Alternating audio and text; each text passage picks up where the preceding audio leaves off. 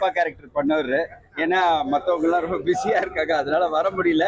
So டயஸ்ல வந்து வெறும் gents மட்டும் இருக்கிறோம். இருந்தாலும் நான் உங்களை எல்லாம் ரிக்வெஸ்ட் பண்ணுறது என்னன்னா, இந்த படம் பார்த்துருக்கீங்க. I think I have done my best and the entire team has done the best. So encourages and டெஃபினட்டாக உங்களோட என்கரேஜ்மெண்ட் இல்லைன்னா இந்த படம் வந்து it won't go to the mass. Thank you.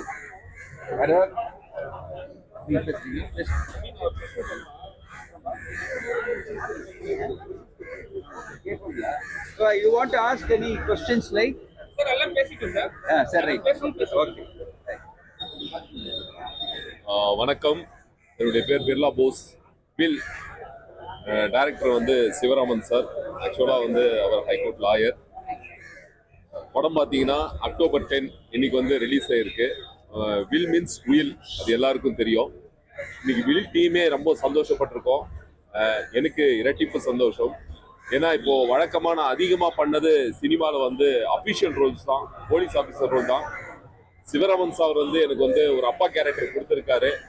கொடுத்து சினிமாவில் வந்து பிர்லா போஸை இப்படி ஒரு பரிமாணத்திலையும் நான் காட்டுவேன் அப்படின்னு சொல்லி காட்டியிருக்காரு. அதுக்கு என்னுடைய நன்றியை வந்து நான் தெரிவிச்சுக்கிறேன். ரெண்டாவது, நான் கேபி சார் கிட்ட வந்து ஒர்க் பண்ணியிருக்கேன். ஆக்சுவலா ஒரு ஃபர்ஸ்ட் சைட் ஹேண்டில் பண்ணும் போது ஒரு சிபிஐ ஆஃபீஸர் வந்து என்கிட்ட வந்து இன்ட்ரகேஷன் பண்ணுவாரு. அப்பவே நான் தெரிஞ்சுக்கிட்டேன், இவர் வந்து வேற மாதிரியான ஒரு இயக்குனர், இவருடைய தாட்ஸ் திங்கிங் எல்லாம் வேற மாதிரியா இருக்கும் அப்படின்னு சொல்லி. எனக்கு வந்து முழு படத்தோட கதை தெரியாது. என்கிட்ட சொன்னாங்க, இந்த கூஸ்ட் கேமிங் விஷயத்தை பத்தி பண்ண போறோம் அப்படின்னு சொல்லி. அலேக்கா என்னுடைய பொண்ணு கேரக்டர் வந்து இவங்க பண்ணியிருக்காங்க. உண்மையாவே இந்த உலகத்துல, ஏன்னா எனக்கு பொண்ணு கிடையாது, நான் படம் பார்த்து எமோஷன் ஆயிட்டேன். இந்த மாதிரி அழகான தேவதைகள் வந்து சஃபர் ஆயிட்டு இருக்காங்க. ஆண்டவன் அந்த மாதிரி தேவதைகள் வந்து குடும்பத்துக்காக சஃபர் ஆகாம இருக்கணும்னு சொல்லி நான் வந்து ப்ரே பண்ணிக்கிறேன். ரொம்ப எமோட் ஆயிட்டேன். சீன்ஸ் எல்லாம் பாத்தீங்கன்னா உண்மைக்கு ரொம்ப நெருக்கமா இருந்தது. உண்மையாவே அலேக்காவோட பர்ஃபார்மன்ஸ் வந்து வேற மாதிரியா இருந்தது. ஆக்சுவலா அவங்களுக்கு டப் பண்ணவங்க வந்து வேற லெவல்ல டப் பண்ணியிருக்காங்க. அந்த டப்பிங் ஆர்டிஸ்ட்க்கு என்னுடைய நன்றி வந்து இதன் மூலம் தெரிவிச்சுக்கிறேன். அப்புறம் அந்த கோர்ட் சீன்ஸ் எல்லாம் உண்மையாவே இது ஹாலிவுட் ஸ்டைல்ல இருந்தது. எல்லாம் ரொம்ப லைவா இருந்தது. ஏன்னா சார் அந்த ஃபீல்ட்ல இருந்ததுனால ஒவ்வொரு விஷயமும் ரொம்ப மைன்யூட்டா பண்ணியிருந்தாரு. இன்னும் விக்ராந்த் சார் பார்க்கும்போது எனக்கு ரொம்ப பொறாமையா இருக்கும். ஏன்னா அவருடைய அந்த ஃபிட்னஸ், அந்த எனர்ஜி லெவல், நான் கிட்டத்தட்ட அவரை வந்து 25 வருஷமா பாக்குறேன். பாடி லாங்குவேஜ் அப்படியே யூஸ் பண்ணியிருக்காரு. அவருடைய பர்ஃபார்மன்ஸ் எல்லாம் அவ்வளோ நேர்த்தியா இருந்தது. அப்புறம் வந்து பிகினிங்ல இருந்தே மியூசிக் டைரக்டரோட அந்த மியூசிக் வந்து ரொம்ப நல்லா இருந்தது. சுப்பு சார் வாழ்த்துக்கள். அப்புறம் கேமரா பிரசன்னா சாரோட அந்த ஒர்க்கு, அப்புறம் நம்ம தினேஷோட எடிட்டிங் ஒர்க்கு, ஆர்டிஸ்ட் நிறைய பேர் சொல்லிட்டே போகலாம். வேணு சார்லாம் வாழ்ந்திருக்காருன்னு தான் சொல்லணும். மோகன் குமார் சார், வேணு சார்லாம். ஆக்சுவலா சிவராமன் சார் ஒரு டைரக்டரா எனக்கு ரொம்ப பிடிச்சிருக்கு. இது வந்து ஸ்கிரீன்ல ரொம்ப என்ஜாய் பண்ணி பார்த்தேன். ஒர்க் வாட்ச், ஒவ்வொருத்தரும் பார்க்க வேண்டிய படம். தியேட்டர்ல போய் பாருங்க. நன்றி. கலைக்குமார், தேங்க்யூ. Thank you sir. அனைவருக்கும் வணக்கம். பாடலாசிரியர் கலைக்குமார். ஆக்சுவலி இந்த படத்தில் வந்து 3 சாங் நான் எழுதியிருக்கேன். பாட்டு பார்த்தீங்கன்னா ஒவ்வொரு பாட்டும் ஒவ்வொரு பேட்டர்னில் இருக்கும். நேசிக்குது அந்த பாட்டு வந்து மெலடி. அப்புறம் ஒரு குத்து சாங்கு டெஸ்ட்லா அது ரொம்ப வைரலாக போச்சு, யூடியூப்பில் நீங்கள் பார்த்துருப்பீங்க. அதுக்கடுத்து ஃபேமிலி சாங் ஒன்று, அள்ள தீராத அன்பை தருவோமே. மியூசிக் வந்து இருக்கிறது வந்து நம்ம பூர்ணியா அகர்வால் மேடத்தோட தம்பி சௌரப் அகர்வால் பண்ணியிருக்காரு. பார்த்தீங்கன்னா 3 சாங்குமே 3 பேட்டர்னில் ஒவ்வொரு வெரைட்டியாக ரொம்ப அருமையாக முதல் படத்திலேயே தன்னுடைய முழு திறமையும் காட்டியிருப்பாரு. ரீரெக்கார்டிங்கும் ரொம்ப பிரமாதமாக பண்ணியிருந்தாரு. ரொம்ப ஒரு நேர்த்தியான ஒரு இசையமைப்பாளராக அடுத்து அவருக்கு மிகப்பெரிய ஒரு ஃபியூச்சர் இருக்குன்னு கண்டிப்பாக நம்புகிறேன். அடுத்து பார்த்தீங்கன்னா படத்தில் நடிச்சிருக்கிற அத்தனை ஆர்டிஸ்டும் சரி, ஓசார்லேருந்து அவர் பாய்ஸ்ராஜன் சார்லேருந்து விக்ராந்த் சார் சொல்லுவாங்கன்னா பிரமாதமாக, இப்போ சார் சொல்ல மாதிரி ரொம்ப பிரமாதமாக நடிச்சிருக்காரு. அலேக்கா இது முதல் படமாக இருந்தாலுமே ரொம்ப ஒரு எக்ஸ்பீரியன்ஸா ஆர்டிஸ்ட் மாதிரி பண்ணியிருக்காங்க. நிச்சயமா அவங்களுக்கு இந்த படத்துல அவார்டு கிடைக்க வாய்ப்பு இருக்கு. அதே மாதிரி பிரசன்னாவும் சரி, எடிட்டிங் தினேஷும் சரி, எல்லாருமே அவங்களுடைய இந்த மிக சிறப்பாக பண்ணியிருக்காங்க. இயக்குனர் எஸ் சிவராமன் சார் பற்றி சொல்றோம்னா, எனக்கு அவர் வந்து கிட்டத்தட்ட ஒரு 35 ஆண்டுகால நண்பர். அவருடைய அனைத்து படங்களுக்கும் எல்லா பாட்டும் நான் தான் எழுதியிருக்கேன். எல்லா பாட்டுமே வந்து ஒவ்வொரு சுச்சுவேஷனும் ஒவ்வொரு செலக்ட் பண்ணி பண்ணுவார். அதே மாதிரி அவருக்கு பாட்டு நல்லா அமைஞ்சிருக்கு. எல்லா படத்துலையுமே இந்த படத்துலையும் மிக சிறப்பாக அமைஞ்சிருக்கு. ரொம்ப அருமையாக ஒரு நேர்த்தியாக ஒரு கமர்ஷியல் வித் ஆர்ட் ரெண்டும் கலந்த மாதிரி மிக அருமையாக பண்ணியிருக்காரு. கண்டிப்பாக இந்த படத்துக்கு ஒரு அவார்டு கிடைக்க வாய்ப்பு இருக்குது. நிச்சயமான நேஷனல் அவார்டு கிடைக்கவே வாய்ப்பு இருக்குது. ரொம்ப அருமையாக பண்ணியிருக்கார் படத்தை. அவருக்கு என்னுடைய வாழ்த்துக்களை தெரிவிச்சுக்கிறேன். மற்றும் இந்த அனைத்து குழுவினருக்கும் என்னுடைய வாழ்த்துக்களை தெரிவிச்சுக்கிறேன். நீங்கள் தான் எல்லாரும் ஆதரவு கொடுத்து இந்த படத்தை மிகப்பெரிய வெற்றியாகணும். நன்றி, வணக்கம்.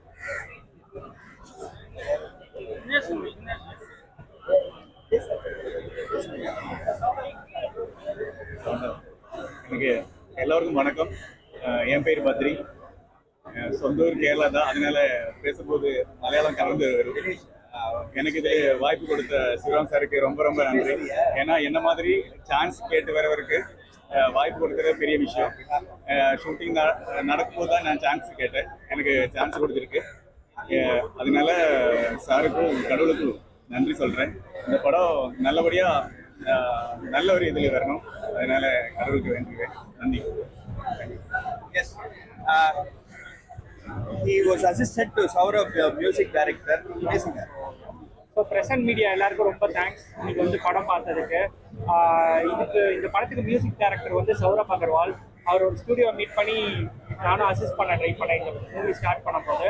ஸோ மெயினாக வந்து பார்த்தீங்கன்னா எனக்கு இந்த ப்ராஜெக்ட் வழியாக சாரோட ஒர்க் பண்ணுற சான்ஸ் கிடைச்சிது. அதான் துபாயில் இருக்காரு அவர், ஹெல்டப் அட் துபாய். அதனால தான் என்னை வந்து பார்க்க சொன்னார். ஸோ நான் பார்த்துட்டு இருந்தேன். நீங்கள் பார்த்துட்டு மியூசிக்லாம் எப்படி இருக்குன்னு உங்கள் கமெண்ட்ஸ் எல்லாத்தையும் ஷேர் பண்ணுங்கள். ஸோ டேரக்டர் கூடயும் சார் கூடயும் ஒர்க் பண்ணது, ஆல் த டெக்னீஷியன்ஸ் ஒர்க் பண்ணது ரொம்ப சந்தோஷமாக இருக்குது. So thank you all. Thank you so much. ஏதாவது உங்களுக்கு ஏதாவது யூ வாண்ட் டு ஆஸ்க், ஏதாவது கேள்வி கேட்கணும்?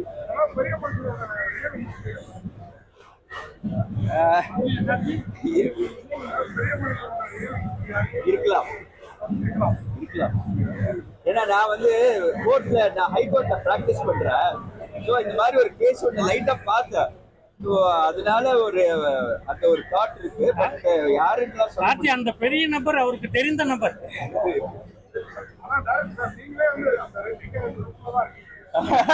நீங்க அப்படி கேட்பீங்கன்னு தான் தெரிந்த நபர்னு சொன்னேன்.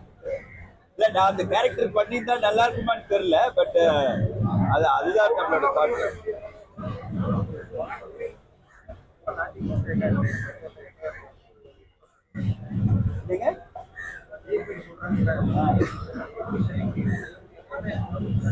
அதெல்லாம் இல்லை. நான் கோர்ட்ல பார்த்துருக்கேன். கோர்ட் சுவமோட்டாவா கேட்க சொல்லலாம். அட்வொகேட் கமிஷனரே அப்பாயிண்ட் பண்றாங்க.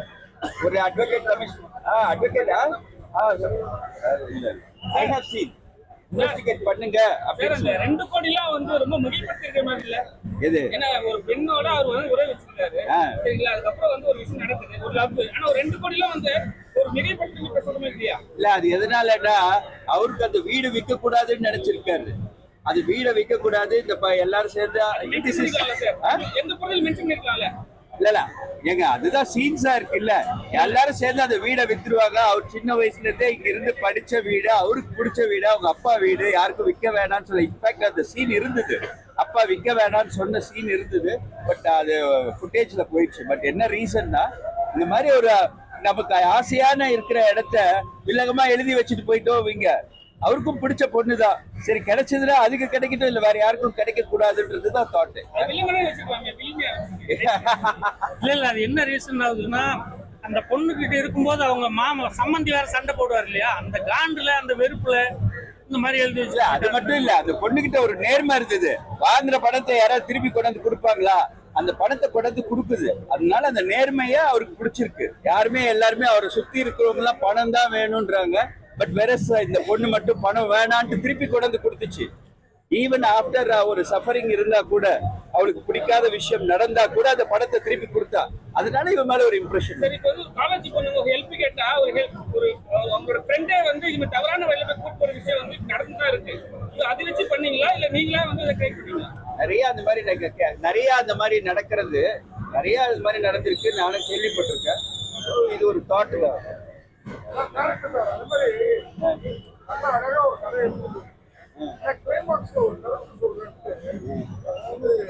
நிறைய பேருக்கு குழந்தை இல்லாம படிக்கிறாங்க. ஆனா வந்து குறை இல்லாம குழந்தைகளை அழைக்காதீங்க சொல்ல வரீங்களா? இல்ல அப்படின்னு நான் சொல்ல வரல. அதுக்குதான் சொல்றேன் கேளுங்க. இங்க நம்ம இந்தியா வந்து 140 கோடி மக்கள் இருக்கிறாங்க. ஆனா இன்னைக்கு பாத்தீங்கன்னா மெட்ராஸ்லயே ஃபெர்டிலிட்டி சென்டர் தான் ஜாஸ்தியா இருக்கு, குழந்தையின்மை அப்படின்றது. ஸோ இது வந்து இட் இஸ் இன்சைட் மெசேஜ் என்ன தெரியுங்களா? இந்த சின்ன பசங்கள்லாம் சின்ன பொண்ணுங்கள்லாம் இந்த இதுல எல்லா ஃபுட்டெல்லாம் சாப்பிட்றதுனால அவங்க வந்து தே பிகம் ஃபெர்டிலிட்டியே கிடைக்க மாட்டேங்குது. புரிஞ்சுதுங்களா? இதுல நிறைய மெசேஜ் எடுத்துக்கிறதுனா எடுத்துக்கலாம். புரிஞ்சுதுங்களா? இது இன்னொரு மேட்டர். அது நீங்க இப்படி தப்பா எடுத்துக்க நல்லபடியா எடுத்துக்கிறதா இருந்ததுன்னா, இந்த மாதிரி ஜங்க் ஃபுட் சாப்பிட்றதுனால எல்லாருக்குமே வந்து ஃபெர்டிலிட்டி இல்லை, நிறைய பேருக்கு குழந்தையின்மை இல்லை. அந்த குழந்தையின்மை இல்லைன்றது அந்த டாக்டர் சொல்லுவாங்க தெரியுமா? நான் ஒரு கைனகாலஜிஸ்ட், ஆனா எனக்கே குழந்தை இல்லைன்றது அதுதான் இதோட சப்ஜெக்ட். புரிஞ்சுதுங்களா?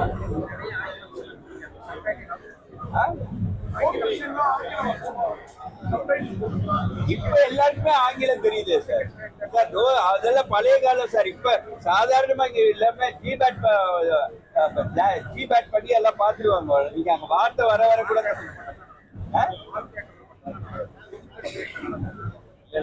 எல்லாம் சொல்லாதீங்க. எனக்கு தெரிஞ்ச வரைக்கும் ஈரோடோ இல்ல எந்த ஊர்லயுமே எல்லா ஊர்லயுமே எல்லா பசங்களும் படிச்சுட்டாங்க. இப்ப நிறைய பேர் இப்ப எங்க வீட்டுல எல்லாம் சர்வன்ட் மேட்ஸ் யாரும் சொல்றது இல்ல, ஹோம் மேக்கர் அப்படின்றாங்க.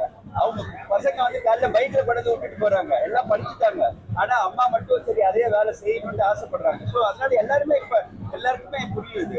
அது புரியலன்னா கூட சரி, சினிமான்றது it is beyond language. Language இல்லாம இல்ல, அதான் மொழிதான் சொல்றேன். மொழி இல்லாம மொழிக்கு மீறி படத்தை ரசிக்க முடியும்னு என்னோட தாட்.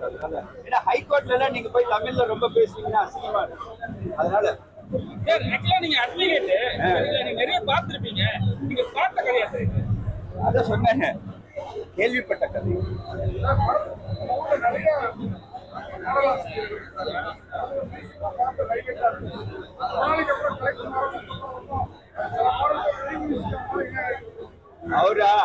அவர் வந்து சின்ன வயசுல இருந்து 6 படம் பண்ணிருக்காரு. நான் பாட்டு கொடுக்கலன்னா அங்க ரெக்கார்டிங் தியேட்டர்லயே வந்து தகராறு பண்ணுவேன். ஆனா but is a very good friend. First நான் யார்கிட்டயும் அசிஸ்டன்டாலாம் யார்கிட்டயும் இல்ல, இவருதான் ஃபர்ஸ்ட் என் படத்துக்கு கூட வந்து காடி கட்டிட்டா சொல்லுவாரு. அதனால ஆமா, அதனால இஸ் a good friend. எந்த கதையா இருந்தாலும் சொல்லுவேன், லைக் பண்ணுவோம். ஆனா இந்த படத்தை பொறுத்த வரைக்கும் இந்த கதை உருவானதுக்கு காரணம் வந்து என்னோட எடிட்டர் தினேஷ். அந்த தினேஷ் வந்து டெய்லி வருவார் வீட்டுக்கு, போன படம் எடிட் பண்ணவர் ஏதாவது ஒரு கதை சொல்லுவேன். அப்ப இந்த கதையை சொன்ன போது அவருக்கு பிடிச்சது, சார் இதுல பண்ணலாம் அப்படின்னு சொல்லி travel down. Thank you. Bye sir. பாய். ஏதோ எனக்கு தெரிஞ்சதெல்லாம் பேசிட்டேன், அவ்வளோதான் சார். பார்த்து